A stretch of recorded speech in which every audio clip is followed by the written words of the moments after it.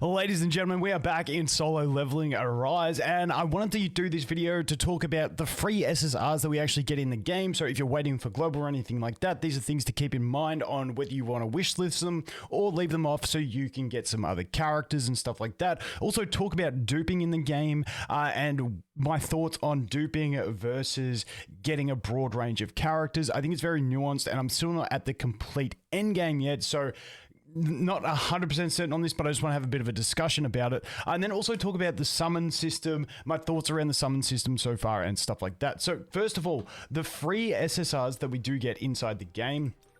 If we jump over and we take a look first at challenges, this is where we're going to get our first two free SSRs, but they are both the same one, which means we do get a dupe of it. So over here, when we get to chapter 9, you can see we do get a free copy of Jinwoo's weapon, the Scythe. Now, we do get this one, and you can see at one dupe, if the user's current HP is below 70%, the Edge of Darkness effect is applied and increases the user's critical hit rate by 25%. I think this is quite a nice effect, and like I said, if we go over then into chapter 12, we do get a second copy of it. So this is the first method that you're going to get two free SSRs, and they are both the Scythe, but I think it's a nice one to get an extra dupe of for him. Now, I definitely think you do want a Jinwoo weapon before you get this one, because this one does take a while to get, and the campaign does get super hard, which I'll talk about when I talk about the Igris fight, because that thing was insane.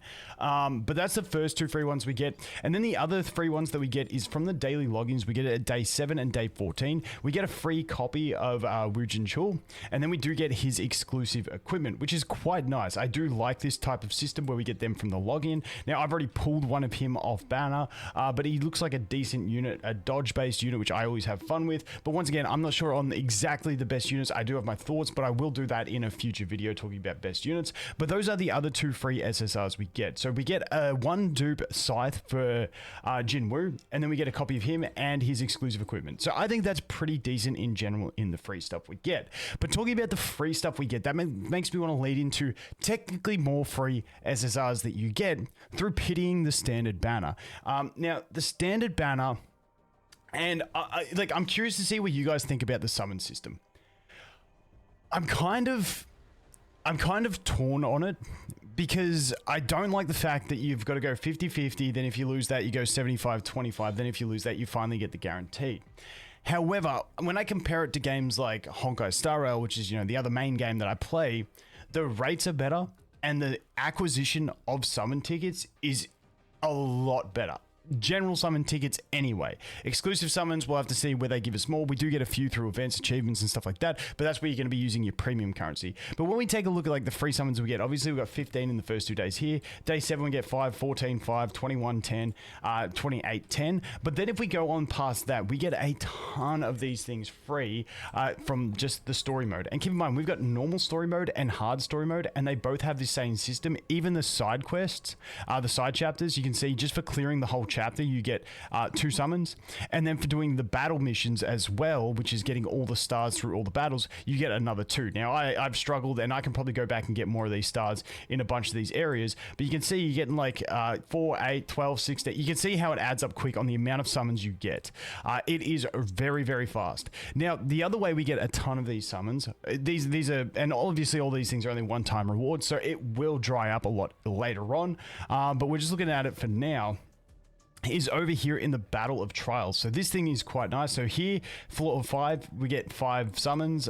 Floor 10, I think it's basically every 5 floors we get 5 more. I haven't checked too far up the floors to see where we go, but yeah, you can see 5 again, and then we get 5 again. And the thing with this is, that's not all. We don't just have the one tower to climb, we have 2 towers to climb. So you have one where you're playing as Jinwoo, and then you have one where you're playing as just the hunters. And once again, every 5 floors on those, you're getting a 10 pull. And then on top of that, when we look at these missions as well, every time you complete a chapter of these missions, you're getting another 10 pulls. So I think the summon income is quite reasonable.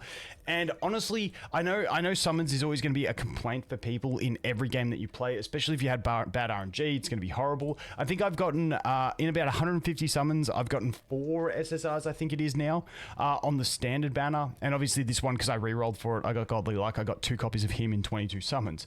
But just because of the rates, the actual the drop percentage of being 1.2, which is decent, along with the summon income that we get. I think the standard banner is actually not too bad, even though you have to go from a 50-50 into a 75-25 into 100%. But I think the real crippling point is going to become this banner, because this banner here, I've only done 22 summons on the banner. I've got another 40 summons worth of premium currency and another 6 summons. So essentially, what's that? 28. So I'm at about 68 total my account could have had on this banner. And I think this is where my big issue lies, is in the rate up banner. However, we don't know what, there's 2 things we don't know. I haven't found anyone that's seen a definitive answer on this stuff. Is 1, does your pity carry over? We don't know to the next banner. Be really nice if it did, but we don't know. 2, do the characters then move on to the standard banner after they've had their rate up banner? If that's the case, then I think this becomes a lot better. But if not, then I think it's pretty harsh on these rate up banners unless you are a spender. So you've really got to save hard. So I am definitely saving my premium currency for these rate up banners in the future. But that's just my thoughts around summoning. Like I said, I don't have a definitive, this is the best summoning system, this is the worst. Those are just some thoughts that I have around it. As I mentioned, talking about dupes and getting dupes of things. Now I'm leaving, even though I've already got this weapon, I'm leaving the weapon on to get dupes of it. I just think it's got a really nice effect through duping. So I am going to leave that on. But on the other hand, and same with some of the characters, like I would love to get dupes of them. However, at this stage, I'm looking to broaden my horizons and get more copies of different characters just for coverage. Now, the reason that is, and once again, this is not a guide or anything. This is just me talking thoughts as I'm having them. I will have guides in the future once I have more certain information for you guys.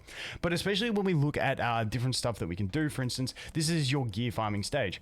You've got different stages. Now, these ones have certain drop pieces, and then these next 2 have the same sort of pieces plus extra sets, but the level of the gear is higher, so you're going to get better stats out of them. And if we look through all these things, you can see that this boss, incoming water attacks deal 50% damage, so half damage for water. This one's half damage for wind. Then we've got half damage for dark and half damage for fire. Now, in all of these things, we are not using Jinwoo, so we're using the other characters. So having a broad base of characters to optimize this is going to be nice. However, I can already do the top difficulty of this one. And not only just that, the reduced damage, you can see we can then get the 1.5. So using a weak damage compared to a high damage is like a day and night difference. I think that difference makes more difference than actually having, a dupe in a character. However, I haven't unlocked the final modes in the game, and that's why I'm saying this is just a discussion, because once we get into the final modes of the game, we'll see how they function, and maybe there's like you can get away with the main end game only needing like 3 characters well built, like 3 specific characters, in which case it would be the case that you want to go ahead and max dupe them. But we don't know that yet, so I'll keep you guys updated as I find out more. But the other thing we have is the instance dungeon, and this is why I want to get more weapons for Jinwoo as well, because these ones are ones where you farm other gear. Now, these are going to be the bane of people's existence. These are the rings with the elemental damage and stuff.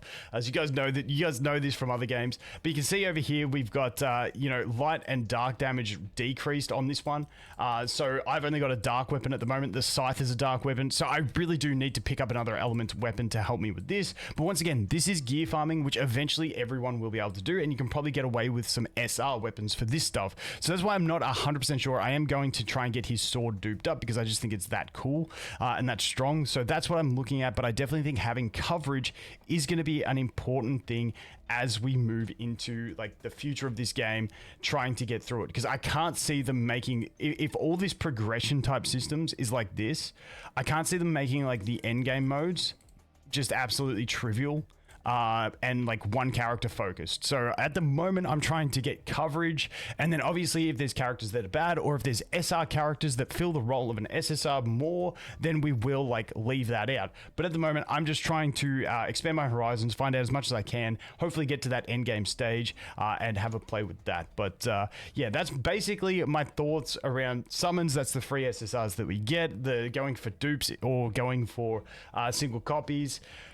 that's all my thoughts so far. Like I said, it's been a crazy couple days. I'm absolutely loving the game. Unlocked my Shadow Army, having a ton of fun. The Igris fight took me about 3 hours. I just couldn't get the boss down in the time, but I finally got it. It was a mad fight. You get the Arise scene in the game. It's been pretty sick, but that is my general thoughts. I'm going to stop yapping in this one, but let me know anything else you guys want to know about the game. I don't have the best information yet. Like I said, we're still progressing through. We're not at the end game yet, but that's where we're at. As always, thanks for watching. Hope you have an awesome day, and I look forward to seeing the next one. Cheers.